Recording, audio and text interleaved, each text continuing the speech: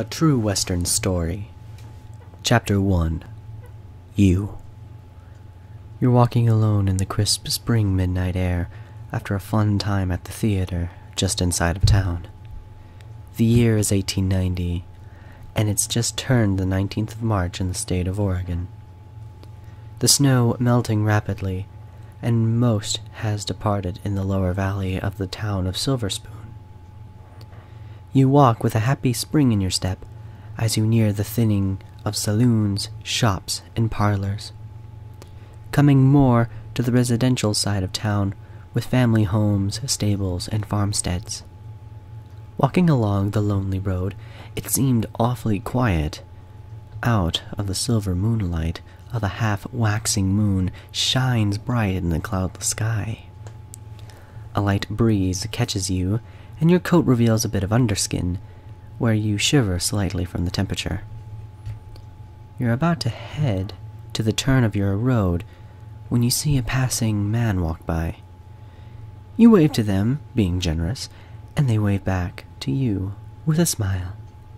You recognize the man to be the local grocer owner of the rather hefty sum of money in his life. You know he had just another child, a girl this time, and you hadn't attended the party. He only lived a few houses away from you, and you thought, what was he doing out this late? The man's name, Johnson Wayne, and he had a bright smile, thin mustache, portly belly, thinning hairline, and stubby arms. He was a charming man with a kind heart, but a rather cynical look on the world. You feel another nip of the wind bringing you to your senses, and you see another man, a darker man, shadowed in the buildings just along the way. He stood tall, wearing a blazer, dark clothing, and a billed hat like that of a fedora. He stood silent and not wavering, unmoved and unfazed by anything. You wave with a light-hearted smile, even though you feel a dark sense of danger clutching at your heart. You begin to look around and see your neighbor's light on, and decided to head there and stay for a while to let the man pass. You quicken your pace, looking over your shoulder frequently to see him just standing there, never moving, never shifting. Reaching the porch step, you knock and call to your friend and feel your heart rate escalate along with your breathing beginning to quicken. Nerve racks your body as you hear footsteps just beyond the door. You say your name in a hope to get them to open the door, and sure enough, your friend, Abigail Blake, answers to let you in. Her thick red hair shined with the candle lit in her other hand.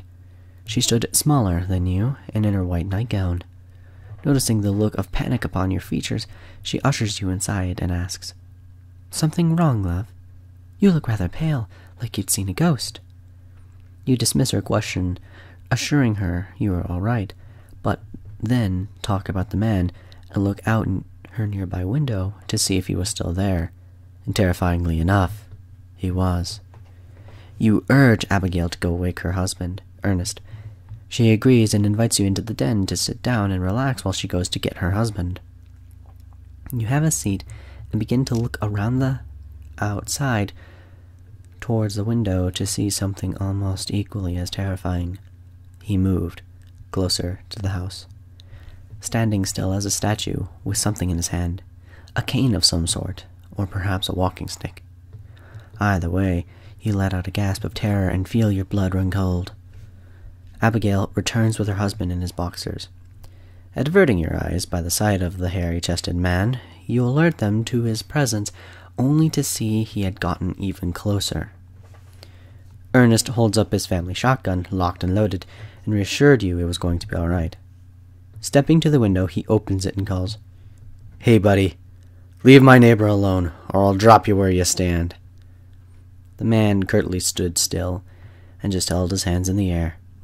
Without saying a word, he turns and begins to walk away. Feeling a little bit safer, you begin to calm down and look up at Ernest with a smile and thank him for helping. He assured you it was nothing and told you it was all right to spend the rest of the night there, but you knew that it would be all right now that you saw the man walking away. Thanking them once again, you apologize for disturbing them and then turn to head home. Being a bit more vigilant, You look around the surrounding area with the light grove of trees and clusters of boulders towards the hills on the west bank. You hear the lovely calming sound of the creek as you head home.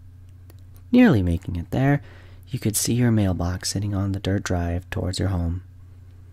Smiling, you check the box and find nothing there, but suddenly you have the feeling of being watched.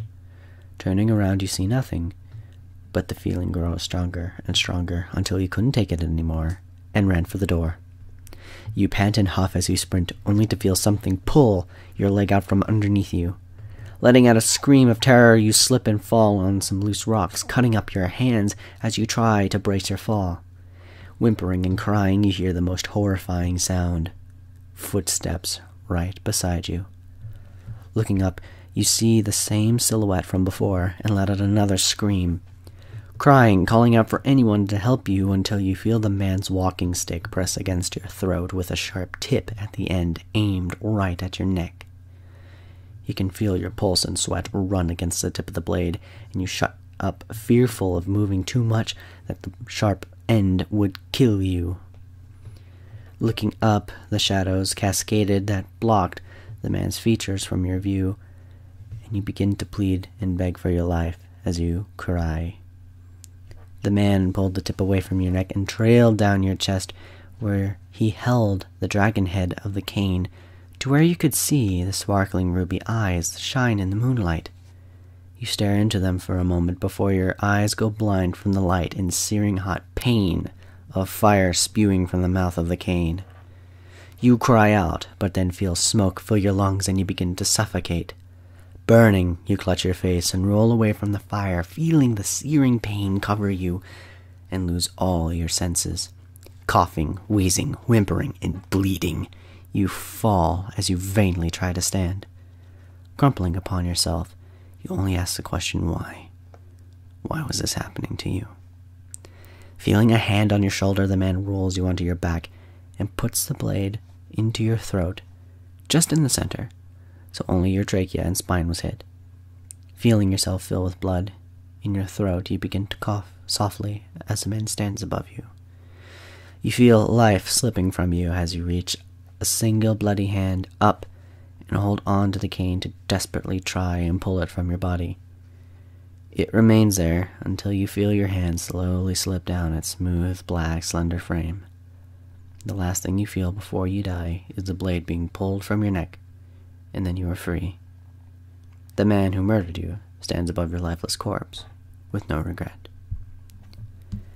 Anyways, guys, this is Warpster77 signing out. I hope you enjoyed today's video, and if you did, leave a like. I will see you all in the next one. Hasta!